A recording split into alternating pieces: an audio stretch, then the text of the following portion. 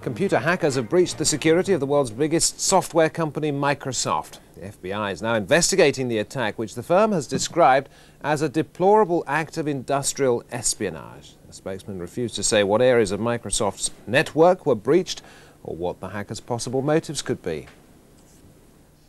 This isn't a casual hacking attack. Microsoft is certain the breach is a determined act of industrial espionage. It seems hackers managed to break into the company's systems.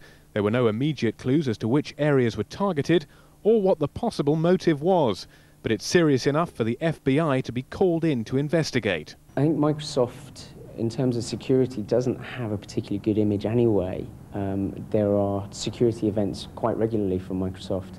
And a few years ago, Hotmail, its email account or its email system was hacked. So I think, the job for Microsoft to do now is to react to this honestly and quickly. According to a report in the Wall Street Journal, Microsoft detected passwords being sent to an email account somewhere in St. Petersburg, Russia. The paper said the hackers had stolen blueprints of the latest version of the flagship Windows program. That's something Microsoft denies. We're investigating a hack into the corporate system. We're meticulously looking at all of our internal systems and our code, and fortunately we haven't found that any of that code has been affected so far. It's not the first accusation of industrial espionage surrounding the software giant. Earlier this year, Oracle admitted it hired a detective agency to spy on companies supporting Microsoft. But there were no clues today as to who was behind this latest security breach. Mike Sargent, Sky News. With me in the studio now to discuss the implications, Alan Miles, Managing Director of the computer security software firm Symantec. Alan, is this serious? I mean, it says it's a deplorable act of industrial espionage, but serious or not? Well, I think what it suggests to companies at large is the ability for hackers to actually get into systems such as Microsoft's. I think Microsoft's security is very good. I think they take a lot of energy and time and effort to ensure it is.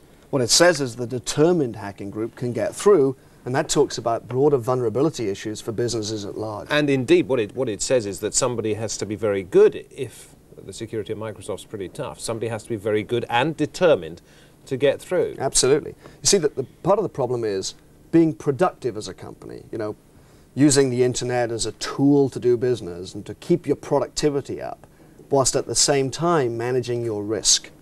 So, total security is zero productivity, and that's not an option. So you have to have the ability to trade, do business, using the internet, using computers, but manage that risk, and that's the tough bit. Okay, so products are getting more sophisticated, but the hackers are also becoming more sophisticated. There was a suggestion they'd gone for a source code at Microsoft, and that's important in what way? Well, basically, it's the recipe for Microsoft. Yeah. It's the heart of their business, if you will. They're a software company like Symantec, building software. The reports I've read this morning, talk about things like data hostage, as well as industrial espionage. So I think the concern, obviously, is that they've reached, if you will, the heart of the source code, allegedly, for Microsoft. So it's a concern. Okay, and if Microsoft can't keep them out, what chance is there for others?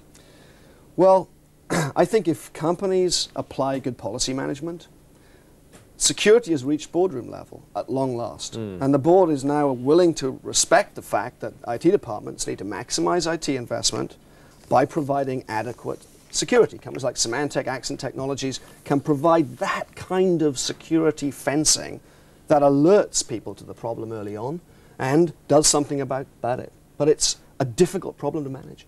Alan, thank you very much. Let's take a look now at some of the other stories making headlines in